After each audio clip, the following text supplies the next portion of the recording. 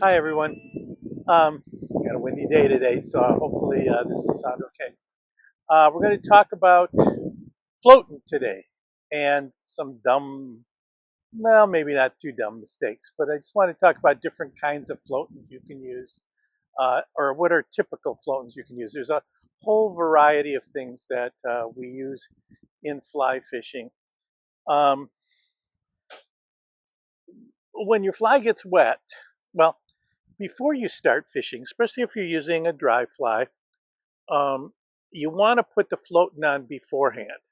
Uh, I have done a number of things. I've even sprayed these with Scotch Guard, which is like waterproofing solution prior to fishing, like a day before. And that seems to kind of waterproof things a bit. But if you're a typical person, you go into your fly box, you open it up, you choose your fly, and then you put the floatant on it. Well, what kind of floatant do you use? Well, there's a couple different kinds. Um, there's the sort of pasty, white, gooey stuff. And this can range, I used gink for years and years. This is the loon materials. The loon stuff tends to be, um, let's say, more water-based. So like the gink, if you put it on there, sometimes you get an oil slick around your your fly. Uh, but it works really well. I have to say, I'm not dissing it, gink, because I use that all the time. The loon stuff works pretty well too. So typically, this is hanging in your um, on your vest, or on your bag or something, and then you open it up. And the way it works is you don't put this right on your fly. The proper way to do it is to put some on your finger. See, just a little bit. And then you take this and you work it into your fly. Okay? And what you do is you really want to work it in there. What it does is it makes it what's called hydrophobic. I'm a chemistry teacher. Uh, but it basically makes it so that water doesn't want to soak into the fibers of whatever your dry fly is. Okay? Pretty straightforward, but that's the big thing, is don't just goop this on there. This won't this won't make a wet fly float higher. Okay? Uh, all it does is stop it from getting soaking wet. Okay, if it's a sponge, you can't stick this on a wet sponge and it'll make it float. Okay, it doesn't work that way. It just keeps things dry. After a while, your fly's going to get wet. You have to change it. Okay, I mean, that's just, that's the reality of it. Okay, so there's this style. Um, like I said, it comes in gink. It comes. The aqua is more of a water-based version of it. At our fly school, we buy this stuff called Abilene, which is actually a makeup remover, and put it in little containers. That works fine.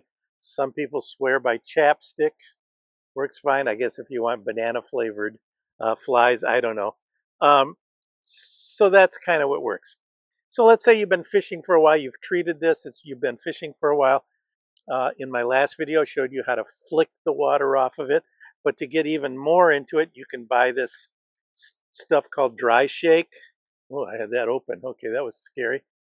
And basically dry shake, and it comes in every company's got some of this stuff. Basically, you open it up, you stick your fly in, you close it up, you shake it, you shake it, you shake it. You shouldn't do it with gink on there, but okay, we're doing this for TV.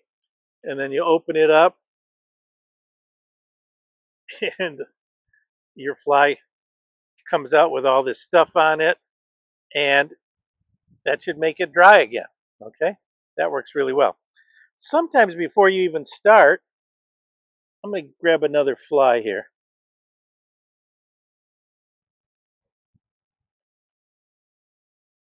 Sometimes before you even start, another method is to use You can buy this stuff in little bottles. This one was almost $5.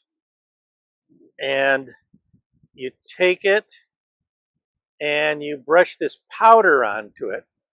And this, what the powder does, if you get it on your fingers, um, you'll find that it makes your fingers hydrophobic also. But you want to dust this on there really well, and it creates a very, very fine layer of water repellent on your fly. Now, the problem with this stuff is, um, one, it works really well. But the problem is when your fly does get really wet, like if you catch a fish with this, and the fish slimes the fly, it tends to you really can't use the fly again. Okay, you have to kind of like wash it and then just let it naturally dry, and then you can do it again. Um, I was using this a lot for a while. I really love this. Um, and then a friend of mine, one of my fly fishing buddies, said, "Hey, we can buy the material in here. This is $6. For about $6, we can buy," and I forgot what it was. It was like 4 ounces of it. Well, we got 4 ounces of it, and we got 2 containers like this. It was like way too much. We ended up, this is the dumb idea, you think, oh, I'll save a few bucks. So then we ended up putting these into um, ketchup bottles. So then we had to buy these kind of ketchup bottle-y things. I'm gonna set this down. And then we had to buy little bottles with brushes in them, and it works really well. The problem is that uh, I gave these bottles to like everybody I knew, and I still have.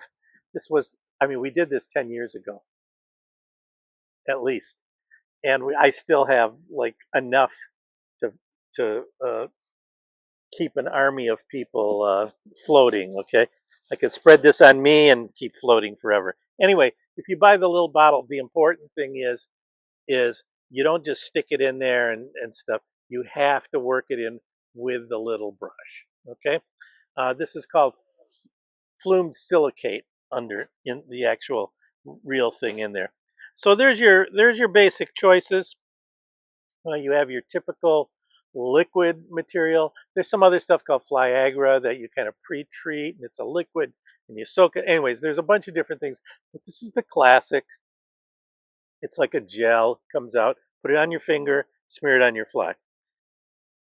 This dry shake, it's basically a combination of this and that silica, those little packets that you find in everything to keep things dry. It's basically that on the inside of this. Sometimes they have that and this combined.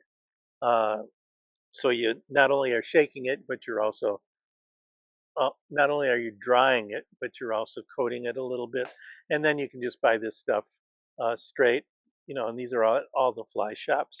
Um, or you can be, an idiot by this size. Um, so that's kind of floatants. It's they work for a while. Again, when your fly gets wet, particularly when a fish eats it and you get the fish slime all over it, and you're holding onto the fish and you're getting the fish slime and it's sticking your finger in, it's like grabbing the fly with your slimy finger. Anyway, change your fly at that point, okay? But these things work great to keep your dry flies up above the water and not completely soaked. And when they do get wet, a couple quick um, false casts, and typically they're dry, okay? And they last pretty well. One caution with the gel stuff, if you have it in a holster, like I have this little kit here for quick fishing trips, and it goes in this little holster here and hangs upside down. Uh, on those 90-degree days, this stuff really, really, really liquefies. And sometimes you'll open this up and it just kind of comes right out. But under most normal circumstances, that stuff stays as a gel. Okay, that's all I have to say about this. Sorry, this took a little bit longer than I do, but I did have to show you my bonehead idea. All right, have a good time. Like and subscribe. Okay.